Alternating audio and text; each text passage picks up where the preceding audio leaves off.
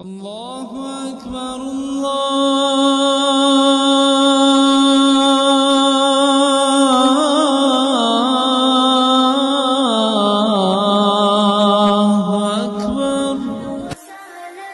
خون پہ آتے تھے. عورت تو ان کے معاشرے میں اپنا مقام کھو چکی تھی.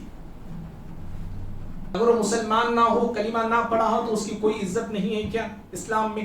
ایک سوال ہے. سلوک وہ کرے گا. اس لیے ان باتوں کا علم ایک مسلمان کو بھی ہونا ضروری ہے، ایک غیر مسلم کو بھی ہونا ضروری ہے. کسی کو ناحق قتل کرتا ہے، کسی کو بھی ناحق قتل کرتا ہے، بغیر کسی جرم کے، بغیر کسی قصور کے. ونستعينه ونستغفره ونعوذ بالله من شرور انفسنا ومن سيئات اعمالنا، من يهده الله فلا مضل له ومن يضلل فلا هادي له، واشهد ان لا اله الا الله واشهد ان محمدا عبده ورسوله. يا ايها الذين امنوا اتقوا الله حق تقاته ولا تموتن الا وانتم مسلمون. يا ايها الناس اعبدوا ربكم الذي خلقكم من نفس واحده وخلق منها زوجها وبث منهما رجالا كثيرا ونساء، واتقوا الله الذي تساءلون به والارحام ان الله كان عليكم رقيبا.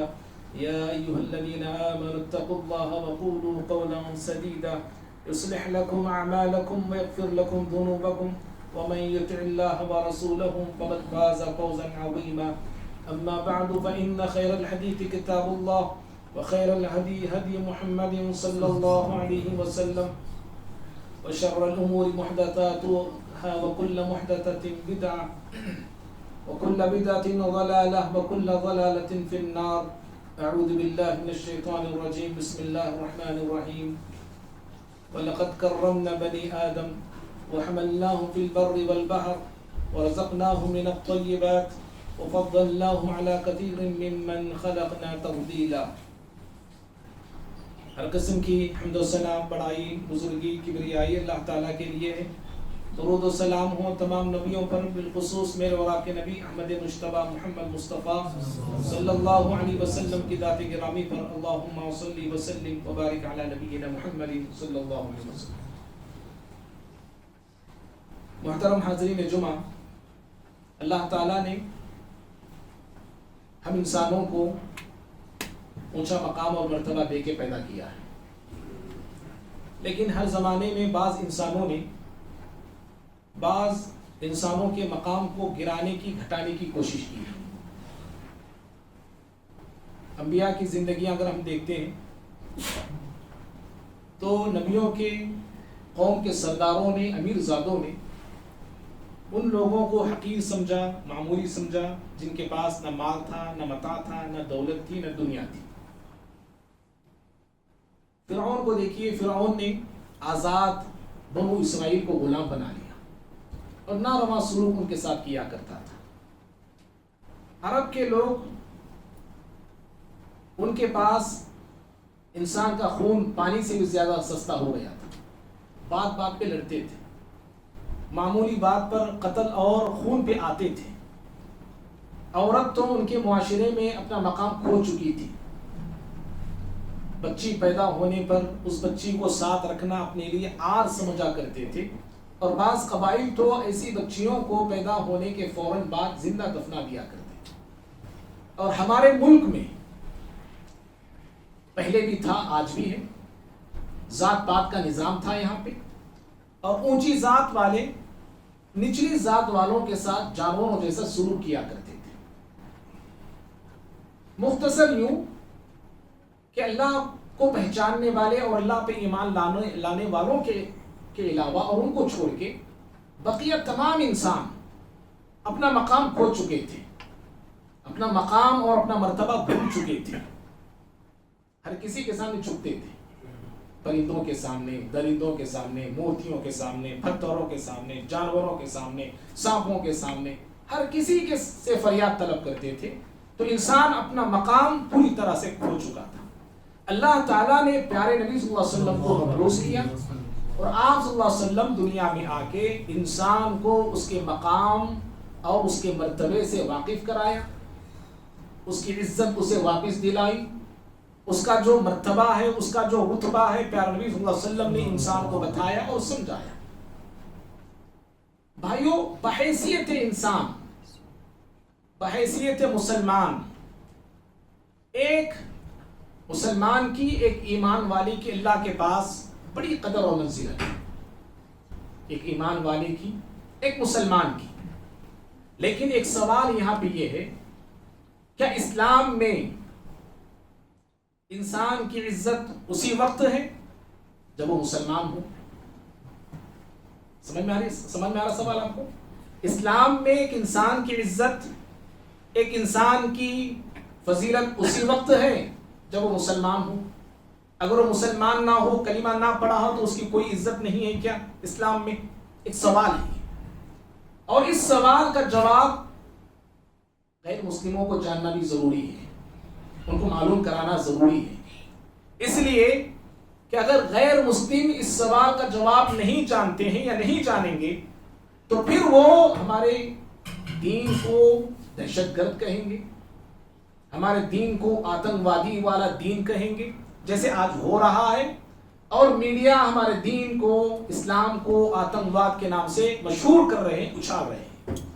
جہاں غیر مسلموں کو اس سوال کا جواب جاننا ضروری ہے، وہیں پر مسلمانوں کو بھی اس کا جواب معلوم ہونا ضروری ہے. اگر مسلمان اس جواب کو نہیں جانیں گے، نہیں پہچانیں گے، تو پھر کیا ہوگا؟ مسلمان سختی پر آئے گا، مسلمان ظلم پر آئے گا. کیوں؟ اس لیے کہ اس کی نظر میں انسان صرف مسلمان ہے. بقیہ جو انسان ہیں، جو غیر مسلم ہیں، اگر وہ ان کو انسان نہیں سمجھتا ہے، تو پھر وہ ظلم کرے گا ان پہ، قتل کرے گا ان کو، ناحق ان کے ساتھ ناروا سلوک وہ کرے گا. اس لیے ان باتوں کا علم ایک مسلمان کو بھی ہونا ضروری ہے، ایک غیر مسلم کو بھی ہونا ضروری ہے. اور آج دیکھیے کشمیر کے ایک علاقے میں، پہلگام میں، چند لوگوں نے چند غیر مسلموں کو قتل کر دیا. کہا جا رہا ہے کہ کلمہ پڑھو کہہ کے مار دیا گیا، تمہارا دھرم کیا ہے پوچھ کے مار دیا گیا، ان کا ختنہ دیکھ کے ان کو مار دیا گیا کہ ختنہ ہے کہ نہیں ہے. یہ باتیں بتائی جا رہی ہیں. حقیقت کیا ہے، سچائی کیا ہے، اس کا علم اللہ بہتر جانتا ہے. اور حقیقت انشاءاللہ بہت جلد اللہ نے چاہا تو سامنے آئے گی، کھل کر آئے گی. اور سازشوں کا ایک زمانہ ہے، سازشوں کا ایک دور ہے. دشمن سازشوں پہ سازشیں چل رہا ہے، مسلمانوں کو، اسلام کو بدنام کرنے کے لیے، داغدار کرنے کے لیے. اللہ بہتر جانتا ہے کہ سیاست دانوں کی یہ بھی سیاسی چال ہو سکتی ہے. ایسی بہت سارے چالیں وہ چل چکے ہیں، ان میں سے یہ بھی چال ہو سکتی ہے. اس کا علم اللہ کو زیادہ ہے. تو بھائیوں، اس ایسے زمانے میں اس سوال کا جواب ہم سب کو رکھنا ضروری ہے. انسان کی اللہ کے پاس بڑی فضیلت ہے. انسان ایک فضیلت والی مخلوق ہے، ایک عزت والی مخلوق ہے، قدر اور منزلت رکھنے والی مخلوق ہے. انسان کی کیا عزت ہے، کیا فضیلت ہے. ایک آیت میں نہیں پڑھا آپ کے سامنے، خطبہ مسنہ کے بعد سورہ بنی اسرائیل کی آیت ہے. اللہ تعالیٰ نے اس آیت میں کہا وَلَقَدْ كَرَّمْنَا بَنِي آدم، ہم نے آدم کی اولاد کو عزت بخشی ہے، عزت دی ہے. اور کیا دیا ہے؟ کہا وَحَمَلْنَاهُمْ فِي الْبَرِّ وَالْبَحْرِ، ہم نے ان کو زمین میں اور سمندروں میں سوار کرایا ہے. اور کیا دیا؟ کہا وَرَزَقْنَاهُمْ مِنَ الطَّيِّبَاتِ، ہم نے آدم کی اولاد کو پاکیزہ رزق عطا کیا ہے. پھر کیا دیا؟ کہا وَفَضَّلْنَاهُمْ عَلَى كَثِيرٍ مِّمَّنْ خَلَقْنَا تَفْضِيلًا، جتنی مخلوقات ہم نے پیدا کی ہے، ان تمام مخلوقات پہ ہم نے آدم کی اولاد کو فضیلت دی. صرف فضیلت کا لفظ نہیں کہا، وَفَضَّلْنَاهُمْ كَثِيرًا مِّمَّنْ خَلَقْنَا تَفْضِيلًا، بہت زیادہ فضیلت ہم نے دے رکھی ہے. یہ انسان کا مقام اور مرتبہ ہے رب العالمین کے پاس. اور بھائیوں، انسان کئی ناحیوں سے، کئی حیثیتوں سے بڑی عظمتیں رکھتا ہے، بڑی رفعتیں اور بلندیاں رکھتا ہے. ایک عظمت ان میں سے ایک یہ ہے کہ جتنی مخلوقات ہیں کائنات کی، تمام مخلوقات کو ہم سب دیکھتے ہیں، وہ سر جھکا کے چلتے ہیں، ان کا سر زمین کی طرف جھکا ہوا تھوڑا ہوتا ہے. انسان ایک واحد وہ مخلوق ہے جو سر اٹھا کے چلتی ہے. ایک یہ عظمت ہے، یہ انسان کی. اور دوسری عظمت اس انسان کی یہ ہے، کائنات کی تمام مخلوقات جو آس پاس ہمارے رہتے ہیں، ساری مخلوقات جب کھاتی ہے تو ڈائریکٹ منہ سے کھاتی ہے۔ انسان ایک ایسی مخلوق ہے جو لقمے کو، نوالے کو پہلے ہاتھ میں لیتا ہے، پھر ہاتھ سے اپنے منہ تک اس نوالے کو پہنچاتا ہے۔ تیسری عظمت اس انسان کی یہ ہے کہ اللہ تعالیٰ نے دیگر مخلوقات کو عقل کی نعمت سے محروم رکھا ہے، اللہ نے اس انسان کو عقل کی نعمت سے مالا مال کیا ہے۔ اس عقل سے انسان سچ میں باطل میں، حق میں باطل میں، سچ میں غلط میں، صحیح میں برے میں، دوست دشمن میں فرق کرتا ہے، تمیز کرتا ہے، اور اسی عقل کی بنیاد پر وہ کئی چیزوں کو ایجاد کرتا ہے، بناتا ہے۔ وہ اسی طرح سے تیسری عظمت اس انسان کی یہ ہے کہ اللہ تعالیٰ نے اس انسان کو بہترین شکل میں پیدا کیا ہے، بہترین صورت میں پیدا کیا ہے۔ سورہ 3 میں اللہ نے کہا وَلَقَدْ خَلَقْنَا الْإِنسَانَ فِي أَحْسَنِ تَقْوِيمٍ، بہترین شکل، بہترین صورت، بہترین روپ اللہ نے اس انسان کو عطا کیا ہے۔ نہ صرف شکل اور صورت، بلکہ انسان کے جسم کا ہر عضو، انسان کے جسم کا ہر حصہ اللہ تعالیٰ نے بہترین بنایا، صحیح بنایا، درست بنایا، برابر بنایا ہے۔ سورہ انفطار میں اللہ نے کہا یا ایھا الانسان ما غرک بربک الکریم الذی خلقک فسواک فعدلک فی ای صورت ما شاء رکبک۔ ہمارا جسم کا ہر حصہ اللہ نے درست بنایا ہے، صحیح بنایا ہے، برابر بنایا۔ ناک جتنی ہونی ہے اتنی اللہ نے بنایا ہے۔ ہمارا جسم ہے ایک 5 فٹ کا، 6 فٹ کا، 6 انچ کا، 5 انچ کا، اور اگر ہاتھی کی سونڈ ہمارے ناک کی جگہ پہ ہوتی تو سونڈ کے لیے کیسے ہم لگتے ہیں؟ ہمارے ہاتھ جتنے لمبے ہونا ہے، ہمارے پیر جتنے ہونا ہے، برابر اللہ ہر چیز، تفصیل بتانے کی ضرورت ہے، ہر چیز اللہ تعالیٰ نے برابر اور درست اور صحیح اللہ نے بنایا ہے۔ اسی طرح سے اس انسان کی ایک چھٹی فضیلت اور عظمت اور یہ ہے کہ اللہ تعالیٰ نے اس انسان کو اور دیگر مخلوقات کو، دیگر جو مخلوقات ہیں ہماری، ان تمام مخلوقات کو اللہ تعالیٰ نے لفظ کن سے بنایا ہے، اور انسان کو اللہ نے اپنے ہاتھوں سے بنایا ہے۔ جی، اپنے ہاتھوں سے اللہ نے جس کو بنایا وہ انسان ہے۔ اللہ تعالیٰ نے ابلیس سے سوال کیا جب اس نے سجدہ کرنے سے انکار کیا آدم علیہ السلام کو، اللہ نے اس سے پوچھا ما منعک ان تسجد لما خلقت بیدی، کہا کہ اے ابلیس بتا کہ تو نے سجدہ کیوں نہیں کیا اس مخلوق کو جس کو میں نے اپنے ہاتھوں سے بنایا ہے۔ لما خلقت بیدی، اپنے ہاتھوں سے جس کو میں نے بنایا ہے تو نے اس کو سجدہ کیوں نہیں کیا؟ یہ انسان کی عظمت کی دلیل ہے کہ اللہ نے انسان کو اپنے ہاتھوں سے بنایا ہے۔ اور 7ویں دلیل انسان کی عظمت کی یہ ہے کہ اللہ نے اس انسان کو بنانے اور پیدا کرنے کے بعد اسے جاہل نہیں رکھا ہے، جاہل نہیں بنایا ہے، بلکہ علم کی دولت سے اللہ نے اس کو نوازا۔ آدم علیہ السلام کی تخلیق کا واقعہ اگر آپ پڑھیں گے تو فرشتوں نے جب پوچھا اللہ تعالیٰ سے پروردگارہ ایسی مخلوق تو کیوں بنا رہا ہے جو خون خرابہ کرے گی؟ اللہ تعالیٰ نے اس کا جواب دیا جو میں جانتا ہوں تم نہیں جانتے۔ اس کے بعد فوراً اللہ نے کہا وَعَلَّمَ آدَمَ الْأَسْمَاءَ كُلَّهَا، اللہ تعالیٰ نے آدم علیہ السلام کو تمام چیزوں کا علم عطا کیا اور تمام چیزوں کا علم اللہ نے سکھایا۔ یہ انسان کی عظمت کی یہ دلیل ہے۔ یہ اور بھائیوں 8ویں عظمت کی دلیل انسان کی یہ ہے کہ اللہ تعالیٰ نے اس مخلوق کو، انسان کو مسجود ملائکہ بنایا ہے۔ تمام فرشتوں کو حکم دیا کہ آدم علیہ السلام کو سجدہ کریں۔ یہ کتنی بڑی عظمت ہے یہ انسان کی۔ تمام فرشتے آدم علیہ السلام کو سجدہ کرتے جو کہ سجدہ تعظیمی تھا۔ یہ اللہ رب العالمین نے انسان کو یہ مقام اور مرتبہ عطا کیا ہے۔ بھائیوں، انسان بحیثیت انسان اونچا مقام رکھتا ہے، چاہے مسلم ہو، غیر مسلم ہو، کوئی بھی ہو، ہر انسان ایک اونچا مقام اور مرتبہ رکھتا ہے۔ نہ صرف انسان کا مقام اور مرتبہ ہے بلکہ انسان کی جان، انسان کا مال، انسان کی عزت و آبرو بھی بڑی محترم ہے۔ چاہے وہ کوئی بھی ہو، کسی کی بھی جان ہو، کسی کی بھی عزت و آبرو ہو، کسی کا بھی مال ہو، ہر ایک کی جان، ہر ایک کا مال، ہر ایک کی عزت و آبرو محترم ہے، عزت والی ہے، قدر اور منزلت والی ہے۔ ایسا نہیں ہے کہ مسلمان کی جان جان ہے اور غیر مسلم کی جان کی کوئی ویلیو نہیں ہے۔ ایسا نہیں ہے کہ انسان مسلمان کا مال مال ہے اور غیر مسلم کے مال کی کوئی قیمت نہیں ہے۔ ایسا نہیں ہے کہ ایک مسلمان کی عزت عزت ہے اور غیر مسلم کی عزت کی کوئی حیثیت نہیں، ہرگز نہیں، چاہے وہ کوئی بھی ہو، مسلم ہو، غیر مسلم ہو، مشرک ہو، کافر ہو، بے دین ہو، ہر ایک کی جان محترم، ہر ایک کا مال محترم، ہر ایک کی عزت و آبرو محترم ہے۔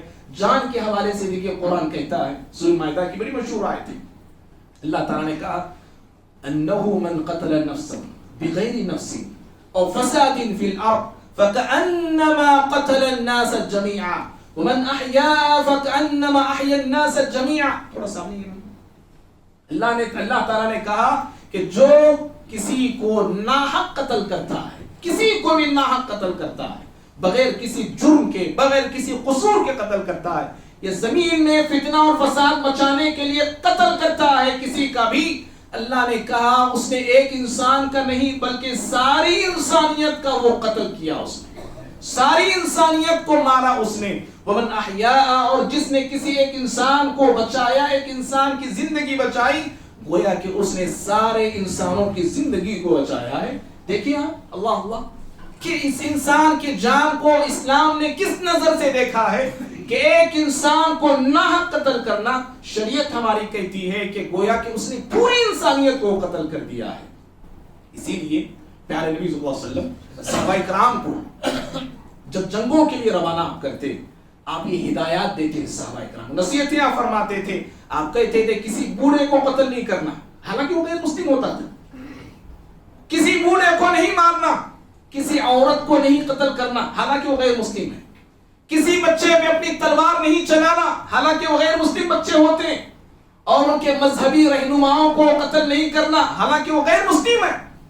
اسلام میں انسان کی جان کو اس نظر سے دیکھا گیا ہے، اور یہ احترام، یہ عزت انسان کی جان کی اسلام کے اندر موجود ہے۔ اور مال کے حوالے سے دیکھیے، مغیرہ بن شعبہ رضی اللہ تعالیٰ عنہ صحابی رسول ہیں، اپنا قصہ اسلام لانے سے پہلے کا وہ سناتے ہیں۔ اسلام لانے سے پہلے وہ دو لوگوں کے ساتھ جا رہے تھے، سفر کر رہے تھے، موقع دیکھا، ان دو لوگوں کو اس صحابی نے مار دیا اسلام لانے سے پہلے، اور ان کا جو مال تھا وہ مال کو لے لیا، اور لے کے نبی صلی اللہ علیہ وسلم کے پاس آئے، کہا اللہ کے نبی صلی اللہ علیہ وسلم میں اسلام قبول کرنا چاہتا ہوں، اور اسلام قبول کیا۔ اسلام قبول کرنے کے بعد یا اسلام قبول کرنے کی شرط کے ساتھ انہوں نے مال بھی دیا پیارا نبی صلی اللہ علیہ وسلم، اللہ کے نبی یہ مال ہے میں آپ کو دینا چاہ رہا ہوں۔ آپ نے پوچھا کیسا مال ہے؟ کہا انہوں نے قصہ سنایا کہ دو لوگ میرے ساتھ تھے، ان کو مارا، ان کا مال میں لے کے آیا ہوں۔ پیارا نبی صلی اللہ علیہ وسلم نے مغیرہ بن شعبہ رضی اللہ عنہ سے کہا فَأَمَّا الْإِسْلَامُ قَدْ قَبِلْنَاهُ، آپ نے کہا کہ مغیرہ تمہارا جو اسلام ہے، اسلام جو تم قبول کرنا چاہتے ہو، تمہارا اسلام ہمیں منظور ہے، تم اسلام میں آ سکتے ہو، اسلام قبول کر سکتے ہو۔ فَأَمَّا الْمَالِ فَإِنَّهُ مَالُ غَدْرٍ وَخِيَانَةٍ، لیکن اس مال کے تعلق سے جو تم بات کر رہے ہو کہ مال تم نے جو لے کے آیا ہے، یہ مال دھوکے سے، خیانت سے تم نے لیا ہے، اس مال کی ہمیں ضرورت نہیں ہے، دھوکے سے تم نے لیا ہے، نہ قتل کر کے تم نے لیا ہے، اس مال کے ہمیں کوئی حاجت نہیں، کوئی ضرورت نہیں ہے۔ یہ اس طرح انسان کی جان کی، انسان کے مال کی، انسان کی عزت و آبرو کی اسلام میں اس قدر اہمیت ہے، فضیلت ہے اور مقام اور مرتبہ ہے۔ اور بھائیوں، انسان بحیثیت انسان جیتے جی، جب تک وہ زندہ ہے، بحیات ہے، اس کا مقام اور مرتبہ تو ہے ہی۔ مرنے کے بعد بھی جب انسان کا انتقال ہوتا ہے، کوئی بھی انسان مرتا ہے، مسلم ہو، غیر مسلم ہو، کافر ہو، مشرک ہو، بے دین ہو، جب وہ مرتا ہے تو مرنے کے بعد بھی اس کا احترام باقی ہے، جی، دنیا سے جانے کے بعد بھی اس کی عزت باقی ہوتی ہے۔ اسی لیے شریعت کہتی ہے غسل دینے والوں کو، جو میت کو غسل دیتے ہیں، جو میت کو نہلاتے ہیں، شریعت نے ان کو یہ تعلیم دی ہے کہ جب تم کسی میت کو نہلاؤ، میت کو غسل دو، اس کے عیبوں کو آ کے ظاہر نہیں کرنا۔ نہلاتے وقت جو عیب تمہیں نظر آئے، جو زخم تمہیں نظر آئے، خون تمہیں نظر آیا، کچھ پیپ تمہیں نظر آیا، اب لوگوں کے سامنے آ کے نہیں بولنا میں نہلا رہا تھا، خون آیا، پیپ آیا، وہ زخم تھے، وہ پھوڑے تھے، ایسا تھا، جسم ویسا تھا، ہاتھ لال ہوا، پیلا ہوا، ہرا ہوا، اس طرح کے اس کے عیبوں کو آ کے نہیں بتانا، نہیں سنانا لوگوں کے سامنے، اس لیے کہ انسان جیتے جی یہ مقام رکھتا ہے کہ اس کے عیبوں کو چھپایا جائے، جیتے جی، اور مرنے کے بعد بھی وہ یہ مقام رکھتا ہے کہ مرنے کے بعد بھی اس کے عیبوں کو ڈھانپا جائے۔ ہمارے مرنے کے بعد بھی. اور اسی طرح سے انسان مرنے کے بعد اس کی اہمیت دیکھو کتنی زیادہ ہے, اس کی عزت دیکھیے شریعت کس نظر سے اس کی عزت کو باقی رکھی ہے کہ ایک انسان جب مر جاتا ہے تو مرنے کے بعد مرے ہوئے انسان کی ہڈیوں کو توڑنا منع ہے اسلام میں. جی, ہڈیوں کو توڑنا منع ہے. ابو داؤد کی حدیث ہے, ابن ماجہ کی حدیث ہے. یہ پیارے نبی صلی اللہ علیہ وسلم فرماتے ہیں کسر عظم المیت ککسر الحیہ. آپ نے کہا کہ ایک زندہ انسان کی ہڈی کو توڑنا جتنا بڑا جرم ہے اتنا ہی بڑا جرم ایک مرے ہوئے انسان کی ہڈی کو توڑنا ہے. جی, جیتے جی ایک انسان کی آپ ہڈی کو توڑ رہے ہیں, اس کی زندگی میں جتنا بڑا گناہ ہے وہ اتنا ہی بڑا گناہ انسان کے مرنے کے بعد اس کی ہڈیوں کو توڑنا ہے. لوگ ہڈی کو چھوڑیے, ہمارے بہت سارے غیر مسلم جلا دیتے ہیں. تمہارے کتنا بڑا جرم وہ کر رہے ہیں, جلا دیتے ہیں اس میت کو. اور بھائیوں مصنف احمد میں الفاظ بھی آتے ہیں کہ کسی مسلمان کی ہڈی کو توڑنا بہت بڑا جرم ہے. ابن ماجہ میں عام الفاظ ہیں اور مصنف احمد میں خاص ایمان والوں کے ساتھ ایمان والوں کی تخصیص بھی کی گئی ہے. تو اسی لیے آپ صلی اللہ علیہ وسلم کی تعلیمات میں ہم یہ دیکھتے ہیں کہ جب آپ نے جنگ بدر میں مشرکین کو شکست دیا, آپ نے کئی مشرکین مارے گئے, 70 کے قریب مارے گئے, بڑے بڑے سردار بڑے بڑے دشمن قتل کر دیے گئے. تو دیکھو ان لاشوں کے ساتھ آپ صلی اللہ علیہ وسلم نے کیسا برتاؤ کیا. آپ نے ہاں دشمنوں کی لاش ہے, بڑے سردار ہیں, بڑے کافر ہیں, زندگی بھر پیارے نبی صلی اللہ علیہ وسلم کو ستایا ہے, دکھ دیے ہیں, آپ کے صحابہ کو اذیتیں دی ہے, تنگ کیا, پریشان کیا, ہجرت کرنے پہ مجبور کیا, وہ سارے کے سارے پڑے ہوئے مرے ہوئے ہیں. چاہتے تو آپ صلی اللہ علیہ وسلم کی لاشوں کے ساتھ کچھ بھی کر سکتے تھے, چاہتے تو آپ صلی اللہ علیہ وسلم کی لاشوں کے ساتھ کیسا برتاؤ بھی کر سکتے تھے, لیکن آپ نے صحابہ کو حکم دیا کہ گڑھا کھودو اور ساروں کی لاشوں کو پیارے نبی صلی اللہ علیہ وسلم نے گڑھے میں ڈلوایا. آپ نے انسان کے لاش کے ساتھ پیارے نبی صلی اللہ علیہ وسلم کا برتاؤ ہے اور بہترین سلوک ہے. اور بھائیوں عرب میں جب جنگیں ہوتی تھیں, عرب کے لوگ جب جنگیں کیا کرتے تھے تو جنگ میں جب دشمن کو قتل کرتے, دشمن کو مار دیتے نا, مارنے کے بعد بھی ان کا غصہ ٹھنڈا نہیں ہوتا تھا. جی, بلکہ وہ انتقام کا مزاج وہ رکھا کرتے تھے, انتقام کی آگ ان کی بھڑکتی تھی. بلکہ اپنے دشمن کو مار دینے کے بعد, اس کے مر جانے کے بعد وہ لوگ کیا کرتے تھے, مصلح کرتے تھے. مصلح کہتے ہیں کہ اس میت کے ساتھ, اس لاش کے ساتھ وہ لوگ بدترین سلوک کیا کرتے تھے. اس کے چہرے کو بگاڑ دیتے تھے, اس کے کان کاٹتے, اس کی آنکھیں نکال لیتے تھے, اس کی ناک توڑ دیتے تھے, اس کے ہونٹوں کو پھاڑ دیتے تھے. اس طرح چہرے کو بگاڑ دیا کرتے تھے وہ لوگ. تب جا کے ان کا انتقام کا جذبہ تھوڑا کم ہوتا تھا. یہ عرب کی جنگوں میں ہوا کرتا تھا. لیکن پیارے نبی صلی اللہ علیہ وسلم جب تشریف لائے اور آپ صلی اللہ علیہ وسلم نے جنگ کے نقشے اپنے بدل دیے, جنگی اصول آپ نے بدل دیے, اور آپ صلی اللہ علیہ وسلم نے اس طرح مصلح کرنے سے کسی بھی کافر کی لاش کو, کسی بھی مشرک کی لاش کو اس طرح بگاڑنے سے, اس طرح ان کے چہروں کو نوچنے سے آپ صلی اللہ علیہ وسلم نے سختی کے ساتھ منع کیا. اور ابھی آپ نے ایک مثال آپ نے سنی کہ جنگ بدر میں قتل ہونے والے جتنے کافر مشرک تھے تمام کی لاشوں کو آپ صلی اللہ علیہ وسلم نے گڑھے میں ڈلوایا. آپ نے معزز بھائیوں, انسان بحیثیت انسان, چاہے وہ انسان کوئی بھی ہو, وہ ہر انسان ہماری خدمت کا حق رکھتا ہے. ہر انسان ہماری خدمت کا حق رکھتا ہے, چاہے مسلم ہو, غیر مسلم ہو, مشرک ہو, بے دین ہو, ہر شخص ہماری مدد کا حق رکھتا ہے, ہمارے میٹھے بول کا حق رکھتا ہے, ہمارے چند لقموں کا حق رکھتا ہے, ہمارے پانی کے چند گھونٹوں کا حق رکھتا ہے. اس کے دکھ میں, سکھ میں, غم میں, رنج میں, ہر ایک میں ساتھ دینے, ساتھ آنے کا وہ بھی حق رکھتا ہے جیسے ایک مسلمان حق رکھتا ہے. ایک مسلمان آپ کی مدد کا جتنا حق رکھتا ہے غیر مسلم بھی حق رکھتا ہے. جتنا ایک مسلمان بھوک کی حالت میں آپ کے لقموں کا حق رکھتا ہے, ایک غیر مسلم بھی آپ کے لقموں کا حق رکھتا ہے.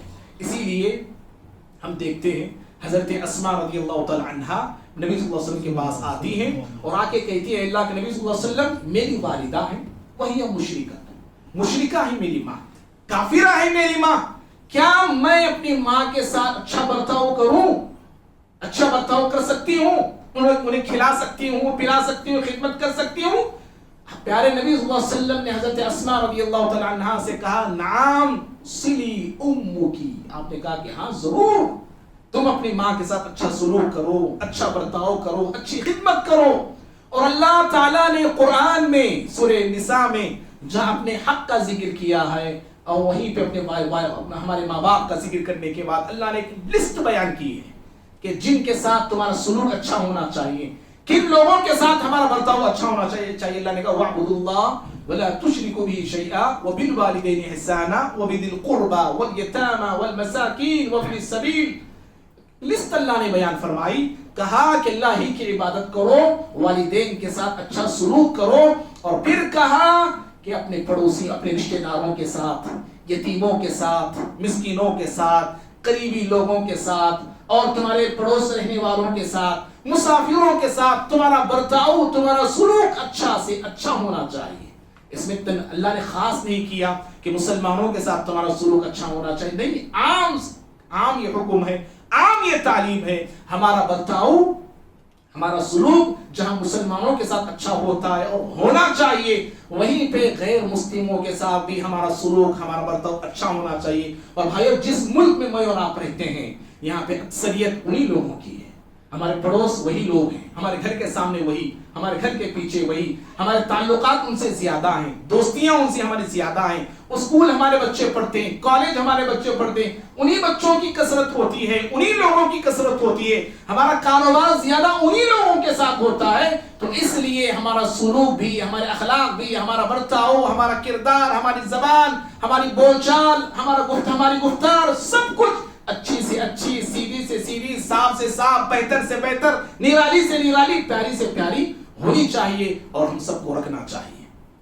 بھائیوں، اسی طرح سے انصاف کی بات جو آتی ہے، مسلم جو حکمران، خاص طور پہ مسلم جو لیڈر ہوتے ہیں، مسلم جو بادشاہ ہوتے ہیں، شریعت نے ان سے کہا ہے کہ جہاں تم حکومت کر رہے ہو، تمہاری حکومت میں مسلمان بھی ہیں تو غیر مسلم بھی ہوں گے، غیر مسلم بھی ہوں گے، کافر بھی ہوں گے، تمہاری رعایا میں، تمہارے ماتحت رہنے والوں میں غیر مسلم بھی ہوں گے۔ تو تمہارے پاس جب کوئی فیصلہ آئے، شریعت نے کہا دیکھو، شکل صورت دے کے فیصلے نہیں کرنا، برادری دے کے فیصلے نہیں کرنا، مذہب اور دین دے کے فیصلے نہیں کرنا۔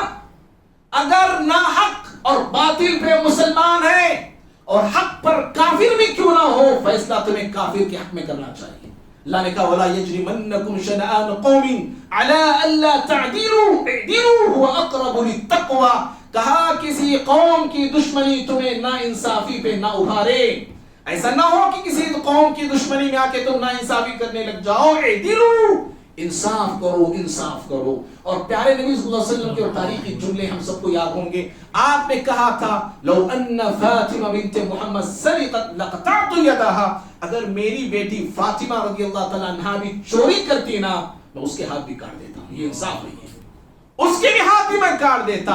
تو اس طرح انصاف کے معاملے میں بھی شریعت نے عام یہ تعلیم دی ہے، مسلم ہو کہ غیر مسلم، ہر ایک کے ساتھ انصاف ہونا چاہیے، ہر ایک کے ساتھ ہمارا سلوک، ہمارا برتاؤ اچھا ہونا چاہیے۔ معزز بھائیوں، انسانیت کی تعمیر کی بات ہے، انسانیت کو ترقی دینے کی بات ہے، انسانیت کی بھلائی کی بات ہے، انسانیت کے اندر سے ظلم اور زیادتی کو ختم کرنے کی بات ہے۔ شریعت ہمیں یہ بھی تعلیم دیتی ہے، انسانیت کی ترقی میں اور انسانیت کو آگے بڑھانے میں، دنیا سے ظلم کا، دہشت گردی کا خاتمہ کرنے کے لیے، دنیا سے گناہوں کے بازار کو ختم کرنے کے لیے، اگر غیر مسلم کا ساتھ لینا پڑے تو لو، یا غیر مسلم کا ساتھ دینا پڑے تو دو، انسانیت کی ترقی کے لیے۔ حلف الفضول کا واقعہ کون نہیں جانتا ہے؟ پیارے نبی صلی اللہ علیہ وسلم ابھی مکی زندگی میں، آپ مکے میں ہیں، حلف الفضول ایک ایسی انجمن قائم کی گئی جس میں مکے کے بڑے بڑے لوگ شامل تھے۔ مسئلہ یہ تھا اور مقصد یہ تھا کہ مکے میں اطراف و اکناف میں بدامنی عام ہو گئی تھی، لوٹ مار عام ہو گیا تھا، ظلم زیادتی عام ہو گئی تھی، اور یہ انجمن، یہ چند لوگ اس ظلم کے خلاف کھڑے ہو گئے، اس بدامنی کو ختم کرنے کے لیے کھڑے ہو گئے۔ اب مکے میں امن کو لانے کے لیے وہ تیار ہو گئے۔ پیارے نبی صلی اللہ علیہ وسلم بنفس نفیس اس انجمن کے آپ حصہ بنے، اور جب آپ مدینہ پہنچے، مدینہ پہنچنے کے بعد آپ نے اس انجمن کو یاد کیا، کہا اگر آج بھی ایسی کوئی کمیٹی یا ایسی انجمن قائم ہوتی ہے تو میں اس میں شریک ہونا پسند کروں گا۔ میں تو انسانیت کی تعمیر اور ترقی کے لیے اور انسانیت کی خدمت کے لیے اگر ہمیں غیر مسلموں کو ساتھ لینا اور دینا بھی پڑے تو اس میں بھی ہم کو آگے رہنا چاہیے۔ بھائیو، آخری بات ہے میری اس خطبے کی، انسان جیسا کہ بھی آپ نے سنا مختصراً ایک اونچا مقام اور مرتبہ رکھنے والی مخلوق ہے۔ بڑی فضیلتیں ہیں اس انسان کی، بڑی عظمتیں ہیں اس انسان کی، بڑی بلندیاں اللہ نے اس انسان کو بخشی ہیں، بڑی اللہ رب العالمین سے انسان کو جو ہے مقام اور رتبہ عطا فرمایا ہے۔ انسان بھی اپنے مقام اور مرتبے کو جانے پہچانے۔ اللہ نے جو مقام اور مرتبہ عطا کیا ہے، جو رب یہ مقام اور رتبہ دیا ہے، اس رب کو پہلے پہچانے، اس رب کو جانے، اس کی شان، اس کی طاقت، اس کی قوت، اس کی عظمت کا علم حاصل کرے۔ اس لیے کہ انسان اسی وقت صحیح معنوں میں انسان کہلاتا ہے جب وہ اپنے رب کو پہچانتا ہے۔ انسان اسی وقت صحیح معنوں میں انسان بنتا ہے جب اپنے رب کی معرفت حاصل کرتا ہے، اپنے رب پہ ایمان لاتا ہے، اس کے اوامر کی پابندی کرتا ہے، اس کے نواہیوں سے وہ رکتا ہے، بچتا ہے، تب وہ حقیقی معنوں میں انسان ہوتا ہے۔ کتنے ایسے انسان ہیں اللہ رب العالمین کے فرمان کے مطابق وہ انسان ہو کر بھی جانور ہے تو انسان، شکل صورت انسانوں کی ہے، ہاتھ پیر انسان والے ہیں، آنکھیں انسان والی ہیں، سر انسان والا ہے، لیکن ان کے چال چلن، ان کی فطرت، ان کی عادت، ان کی سوچ، ان کا رہن سہن سب کچھ جانوروں جیسا ہے۔ قرآن نے سورہ اعراف میں کہا اولئک کالانعام بل ہم اضل، یہ جانور ہیں بلکہ جانوروں سے بھی بدتر ہیں۔ اس لیے انسان کی انسانیت اسی میں ہے کہ اپنے رب کو پہچانے، اپنے خالق کو پہچانے، اپنے مالک کو پہچانے، اسی کی عبادت کریں، اسی کی بندگی کریں۔ اور آخری دو باتیں ہیں، وہ یہ ہے کہ اللہ کے پاس عزت جو ملتی ہے نا، اللہ کے پاس مرتبہ جو ملتا ہے، اللہ رب العالمین کے پاس محترم اور مکرم انسان جو بنتا ہے، وہ صرف انسان ہونے کی بنا پہ عزت اللہ کے پاس نہیں ملتی۔ میں انسان ہوں، چلو اللہ کے پاس عزت مل گئی، ٹرمپ صاحب جو ہے انسان ہے، عزت انہیں مل گئی، یہ یہاں کے ہمارے لوگ انسان ہے، اللہ کی عزت مل نہیں۔ انسان ہونے پر اللہ کے پاس عزت کوئی نہیں پاتا ہے، بلکہ عزت اس کو ملتی ہے رب العالمین کے پاس جو گناہوں سے پاک ہوتا ہے، شرک سے پاک ہوتا ہے، کفر سے پاک ہوتا ہے، موحد ہوتا ہے، مسلمان ہوتا ہے، مومن ہوتا ہے۔ ایسے لوگوں کو اللہ کے پاس عزت ملتی ہے۔ سورہ حجرات کی بڑی مشہور آیت ان اکرمکم عند اللہ اتقاکم، تم میں عزت والے وہ لوگ ہیں جو تقوی والے ہیں، جن کی زندگی گناہوں سے پاک اور صاف ہے۔ اور جنت کسے ملتی ہے؟ صرف انسان ہونے کی بنا پر اللہ جنت دے گا؟ آپ انسان ہیں چلو جنت میں جاؤ، آپ انسان ہیں چلو جنت میں جاؤ، آپ انسان جہنم سے دور رہو، ایسا ہے؟ اللہ کے پاس فیصلہ نہیں۔ صرف انسان ہونے کی بنا پر جنت کا داخلہ نہیں ملتا ہے، بلکہ انسان ہونے کے ساتھ ساتھ مسلمان بھی ہونا ضروری ہے، مومن بھی ہونا ضروری ہے، اچھے کام بھی کرنا ضروری ہے۔ یا صرف اچھے کام کر رہے ہیں، ایمان کے بغیر کر رہے ہیں، اسلام کے بغیر کر رہے ہیں، تب بھی جنت نہیں ملتی۔ اچھے کام بھی ہو، انسانیت بھی ہو، اور ساتھ ساتھ میں رب العالمین پہ ایمان بھی ہو، تبھی جنت کا داخلہ نصیب ہوتا ہے۔ سورہ بقرہ میں اللہ نے کہا وَبَشِّرِ الَّذِينَ آمَنُوا وَعَمِلُوا الصَّالِحَاتِ ان لهم جنات تجری من تحتها الانہار، خوشخبری سنا دیجئے پیغمبر علیہ الصلوۃ والسلام ان لوگوں کو جو ایمان والے ہیں اور اعمال صالحہ کرتے ہیں۔ کس بات کی خوشخبری دینا ہے؟ کہ ان لهم جنات، ان کے لیے جنتیں ہیں جس کے نیچے نہریں جاتی ہیں اور بہتی ہیں۔ بہرحال بھائیوں، یہ احترام انسانیت کے موضوع پر میں نے چند باتیں آپ کے سامنے رکھی۔ اللہ تعالیٰ سے دعا ہے اللہ رب العالمین مجھے بھی، آپ کو بھی، ہم سبھی کو ایک دوسرے کی عزت کرنے اور ایک دوسرے کا لحاظ رکھنے اور ایک دوسرے کے مقام اور مرتبے کو جاننے کے اللہ توفیق عطا فرمائے۔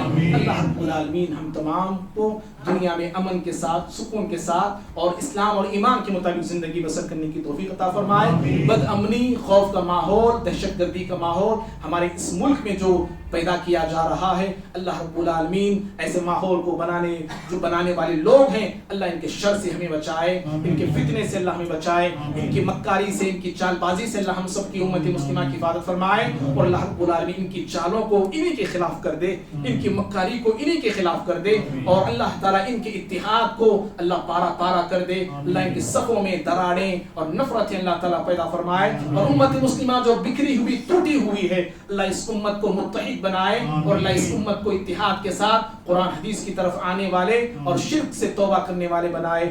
आमीन। अक़ूलु क़ौली हाज़ा अस्तग़फ़िरुल्लाह ली व लकुम व लिसाइरिल मुस्लिमीन मिन कुल्लि ज़ंबिन फस्तग़फ़िरूहु इन्नहु हुवल गफ़ूरुर रहीम। अल्लाह रब्बुल इज़्ज़त, ऐ सारी कायनात के शहंशाह, ऐ सारी मखलूक के पालने वाले,